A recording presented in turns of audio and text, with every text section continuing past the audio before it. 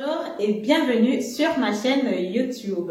Suite au live que j'ai fait récemment sur Facebook, je parlais des conditions à remplir pour acheter un bien immobilier ici en Allemagne. Il y avait beaucoup d'étudiants qui étaient présents, il y a beaucoup d'étudiants sur ma page YouTube aussi qui me suivent. Mais de par les conditions à remplir, ils ne peuvent pas encore investir sur le bien immobilier. Donc, j'ai décidé de faire cette vidéo pour donner des pièges à éviter en tant qu'étudiant pour déjà se préparer à l'investissement immobilier après vos études ou alors après votre formation. Le but étant de se lancer sur l'investissement immobilier le plus tôt possible. Dans cette vidéo, je te donne donc 4 pièges à éviter en tant qu'étudiant pour pouvoir te lancer plus facilement à l'investissement immobilier. Je te retrouve tout de suite après l'intro.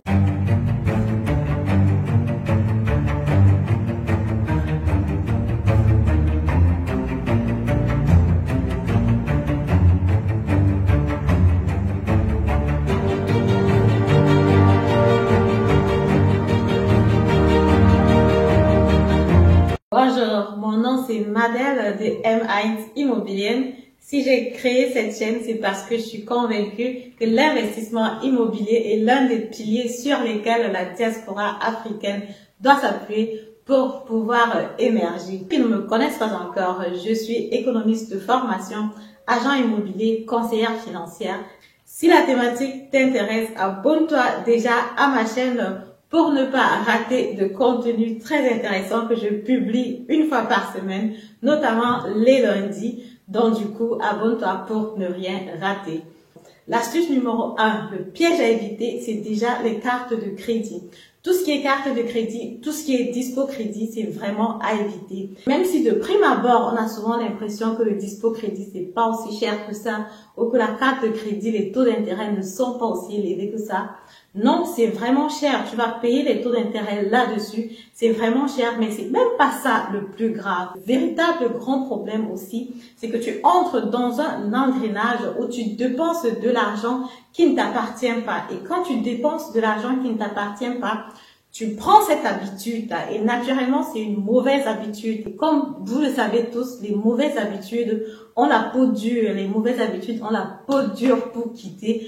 Donc du coup tu vas commencer à vivre dans le dispo, vivre dans les crédits et ça va s'enchaîner, ça va s'enchaîner et ce ne serait pas du tout bon pour toi. Après il va falloir vraiment beaucoup d'efforts pour pouvoir ressortir de là.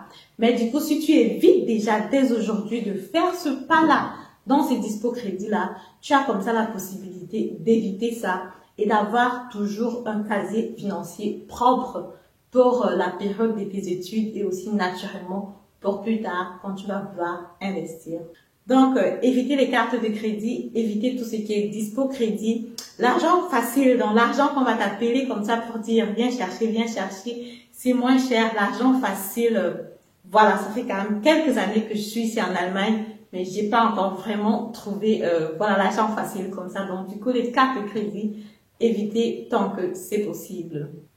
Le deuxième piège que tu dois éviter en tant qu'étudiant, c'est les crédits de consommation.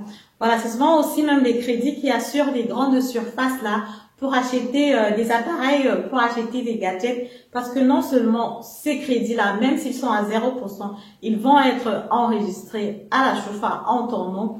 Et voilà, en étant un pays informatisé, rien ne s'oublie. Ça signifie tout simplement que ton comportement financier, il n'est pas sain. Donc, tu es quelqu'un qui n'a pas la patience d'économiser de l'argent avant de le dépenser. Ce que je conseille aux étudiants, c'est clair. Vous avez besoin du laptop pour étudier. Vous avez besoin d'avoir votre espace. Parfois, on a besoin d'un peu d'argent au début. Alors, peut-être, on n'a pas forcément travaillé. L'été n'était pas vraiment comme on le pensait.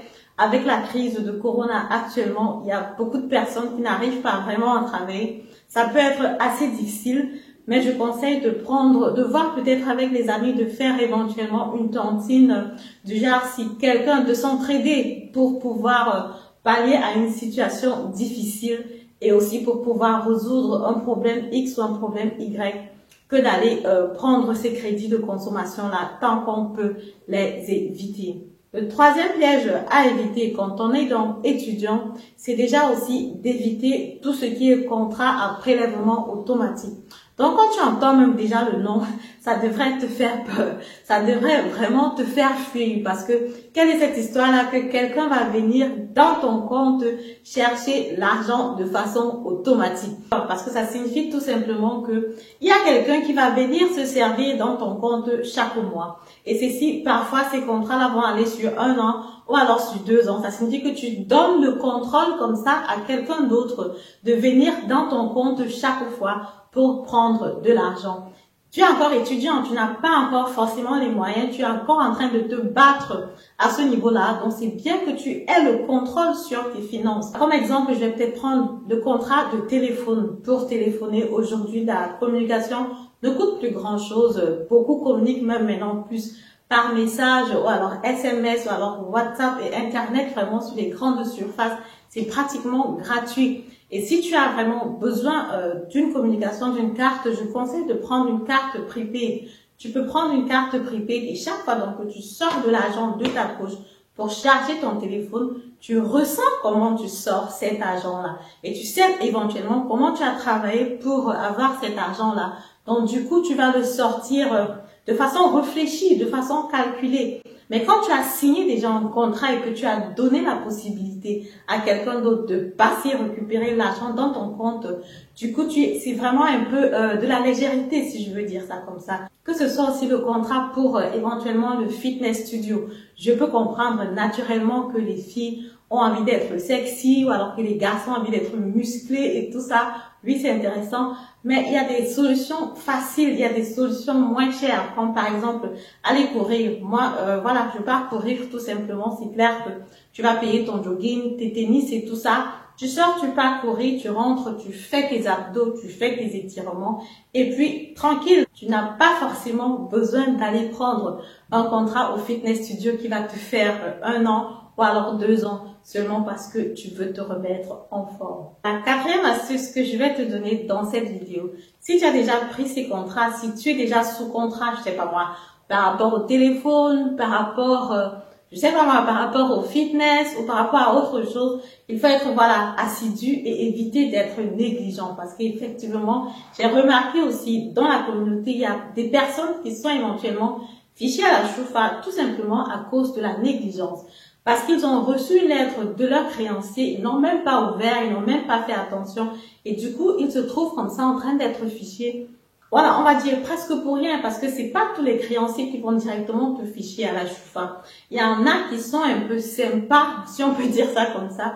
Donc, ils vont essayer déjà de négocier avec toi, te faire éventuellement une première lettre de rappel, une deuxième lettre de rappel. C'est quand tu ne réagis pas, c'est quand tu ne réagis pas que finalement, ils se trouvent en train de passer à l'étape supérieure qui sera celle de te ficher à la choufa. Donc du coup, il faut être donc assidu aux aguets par rapport à ces contrats qu'on a signés et aussi regarder toujours, est-ce que j'ai payé à temps, est-ce que quand il passe dans mon compte est couvert pour être naturellement du bon côté.